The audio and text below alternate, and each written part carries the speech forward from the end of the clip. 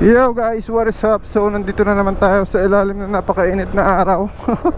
Wala pa naman yung ano ko, yung aking protector dito sa braso.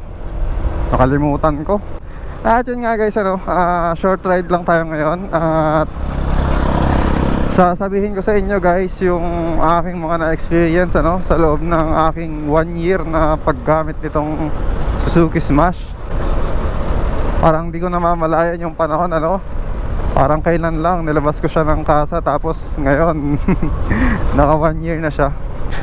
At yun, kumusta na nga ba si Suzuki Smash after ng 1 year?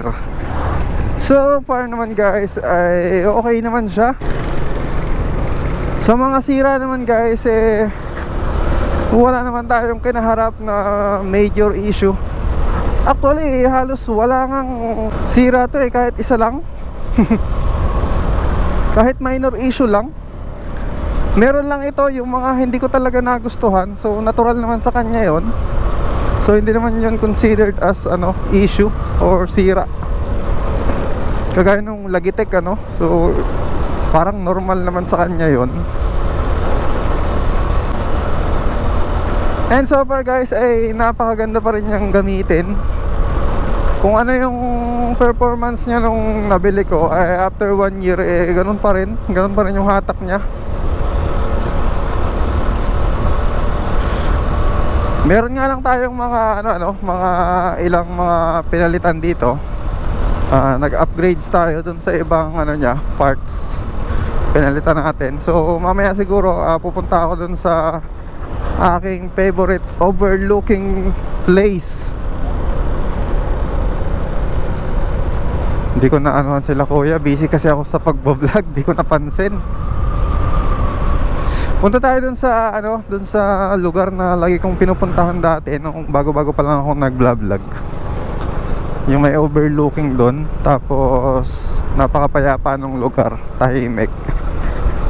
Saglit tayo dun mamaya at dun ko ipapakita sa inyo guys yung mga pinagpapalta natin dito sa loob ng 1 year.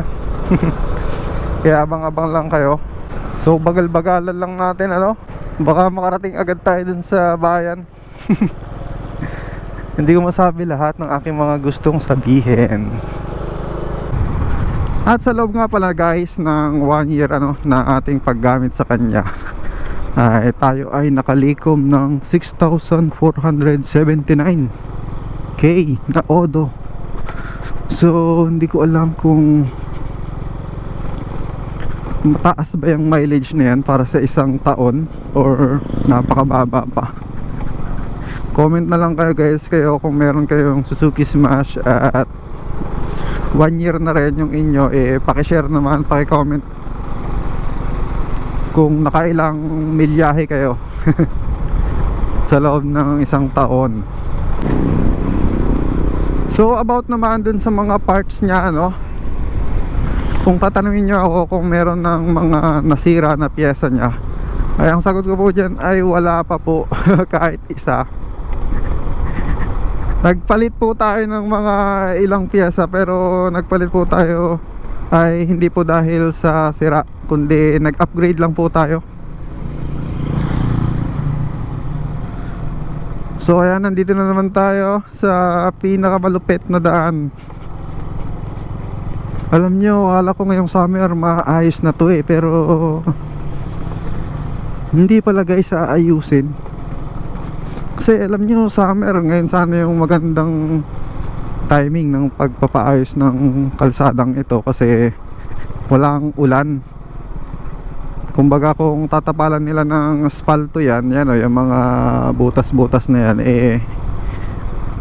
hindi po agad mapapasukan ng tubig or hindi agad mauulanan kasi nga summer. So ang tanong guys, papasok na yung tag-ulan, kailan nila ito balak ipaayos? Next summer? Yan, tagal-tagal pa nun. So ganun pa pala kami katagal magtsatsaga dito sa daan na to. Tignan nyo naman kung gaano ka bangis ang daan na yan, oh. Oh. Tingnan yung truck, oh. Dahan-dahan lang siya.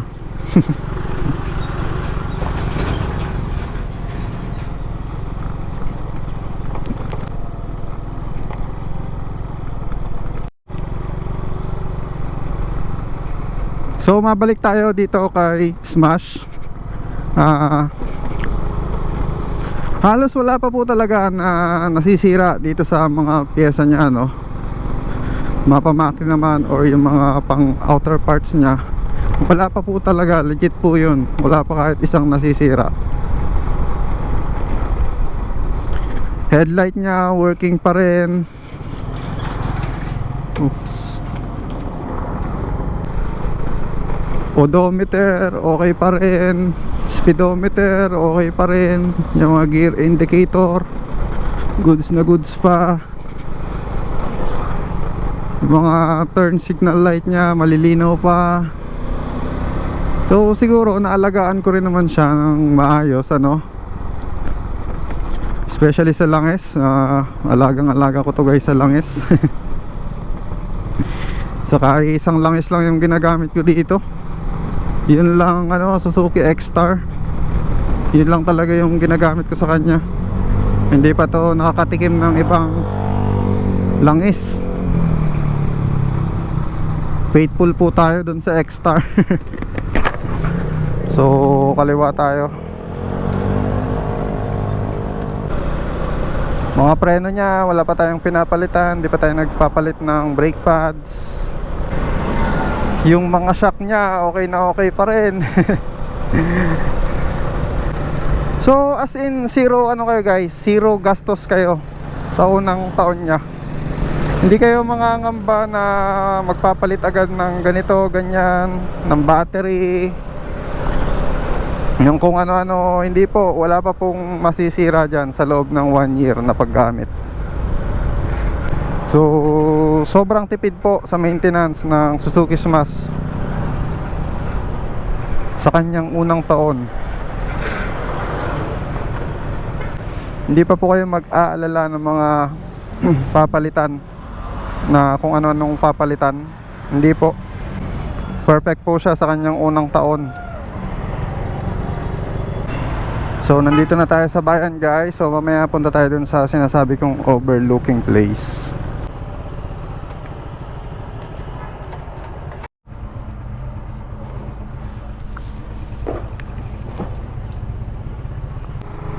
Alright guys, so punta na tayo dun sa overlooking place na aking favorite tambayan, ano. Dito lang naman yun, malapit lang naman yun. So yun nga, ano, after 1 year ay wala po akong masabi sa inyo na kahit isa ay pinalitan natin dito sa Suzuki Smash or nasira, ano, na pyesa nya, na parts. Wala ho talaga eh. Gusto ko nga sana magsabi sa inyo kahit isa lang or dalawa, pero wala talaga. Wala akong masabi kasi ultimong kahit spark plug nya eh, hindi pa ako nagpapalit ng spark plug. As in talaga change oil lang to. At about naman dun sa biyahe nya guys, ang pinakamalayong na biyahe nito ay sa Catanduanes guys. Yes guys, sa Catanduanes po ang pinakamalayong na biyahe nito. Sarado. Saan tayo gadaan? Ayun dito. Oh, ang laki ng pinagbago agad, ano guys. Ilang buwan lang tayo hindi nakapunta, pero ito may daan na dito. Dati wala pa to eh. Ngayon may shortcut na siya dito, hindi na doon sa kabila, doon sa may ginagawa kanina. Kaso nga lang guys, baka maraming tao kasi may mga pasok na ngayon ng mga estudyante. Hilig tambayan to ng mga estudyante pa naman. Oo nga, meron nga. Doon tayo sa taas. May mga estudyante eh. Makaka-distract tayo dito.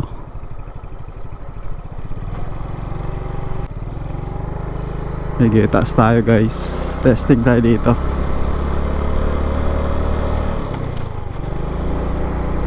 Ayan o, may mga nagde-date kasi. Naku, wala. Hindi yata tayo makakapag ano dito, makakapag vlog. Naku, negative nga. May mga tao kasi.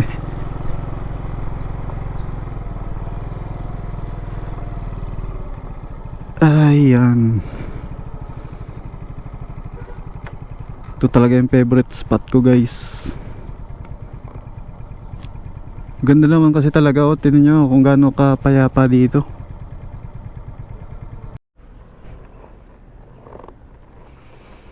Yun, pakita ko lang sa inyo guys yung place. Ayan o, tignan nyo naman. Saka bagong grass cutter lang o. Linis, ang payapa. Kaso dun sana gusto kong pumesto guys. So kaso ang daming mga ano, mga estudyanteng nagde-date. Di tayo makaporma dun. Dun ako madalas pumesto noon eh oh. Dun sa baba dun. Dun sa may mga ano, tao dun. Naku, sana tayo magtutuloy ng vlog niyan. So ito na nga pala guys yung ating Suzuki Smash ano. Ito na siya, ito na yung itsura niya after 1 year. So medyo may mga pinalitan tayo dito.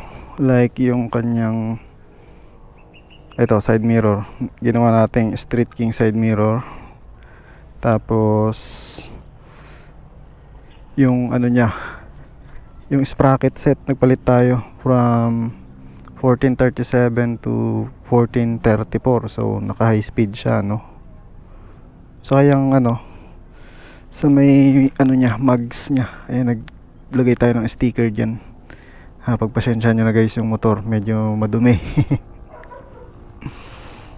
Ayan, ano pa ba ito, itong flat seat, palit tayo nito guys. Hindi na to stock. Ito yung semi flat seat ng Ataka. So mas maporma kasi pag medyo manipis yung upuan eh no. Saka ano pa ba, yung gulong guys, ayan, hindi na po stock yung gulong nya. Pinalitan natin ng konti para din mas umangas-angas. Ayan, 60-80 ang nasa harapan guys, at 70-80 naman yung nasa likuran. Yan, ano pa ba,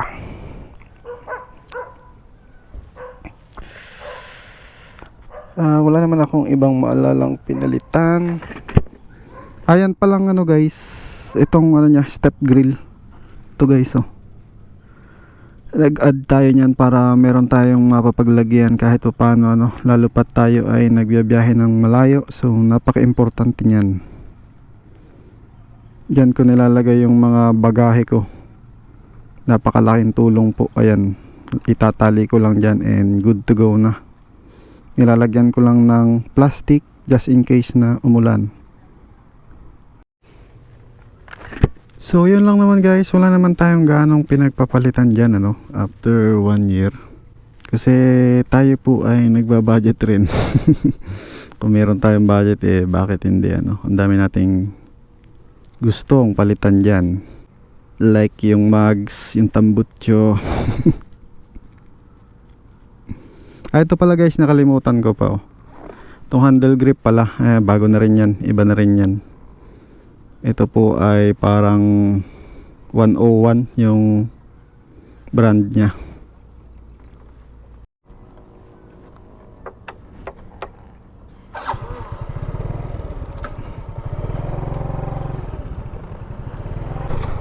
So tara na guys, baba na tayo dito at subukan natin dito dumaan no? Kasi may nakita akong daan dito. Saan kaya papunta to no? Doon din sa baba. Oh, pero sobrang lusong guys. Nakakatakot. Oh my god, grabing tarik naman na ito. Seryoso, nakakatakot naman dito. Di na lang sana ako dito dumaan. Grabe oh, sobrang tarik pala. So ayan, baba na tayo guys. At yun na lang muna ano, para sa ating vlog. Abangan nyo lang ako sa ating susunod na vlog. Tayo po ay uuwi na rin. At abangan nyo nga pala sa ating upcoming vlog. Siguro mag fuel consumption ulit ako nito ano. Dahil nga tayo po ay nagpalit ng set. Hindi na po tayo naka stock set ng sprocket. Naka 34 na po ito, naka high speed at naka slim tire. So gusto ko naman pong malaman yung ating makukuhang fuel consumption ng ganong set ano. Medyo na-curious ako guys kung tataas ba or bababa yung ating fuel consumption sa ganong klaseng setup. At guys, sa mga bago dito sa ating channel ay pasubscribe naman po ng ating channel ano. At palike ng ating video ngayon kung nagustuhan ninyo. Ayun, Jollibee may ginagawa na po kasing Jollibee dito sa amin. Ayan, yan yung area. So umuunlad na po ang aming bayan. Ang tagal-tagal na po namin pinapangarap na magkaroon ng Jollibee dito ano, pero ngayon lang natupad. Pero at least meron na no. So kung kayo man guys ay nagbabalak-balak ano na kumuha ng ganitong motor din kagaya nitong sa akin, Suzuki Smash 115R, talagang in 1 year guys ay hindi kayo mamumroblema. Kagaya ko ano, halos wala pang kahit isang pisang nasira. Pero di ko lang alam kung kasing ingat ko kayo or kung mas maingat pa kayo, di mas okay, di ba? Ako nga guys, ako pa yung tipo na ano, pinapalitang mga pyesa. Kung makikita ninyo ano, palit tayo ng gulong, palit tayo ng side mirror, palit tayo ng sprocket set. Mas hindi kasi kayo magkakaroon ng sakit sa ulo pagka stuck lang yung motor nyo, hindi nyo pinagpapapalitan ng kung ano-anong pyesa. Kumbaga company stock talaga. At hanggang dun lang guys ang ating video. So abangan nyo na lang ako sa ating susunod na vlog. And thanks for watching. Peace. Bye bye.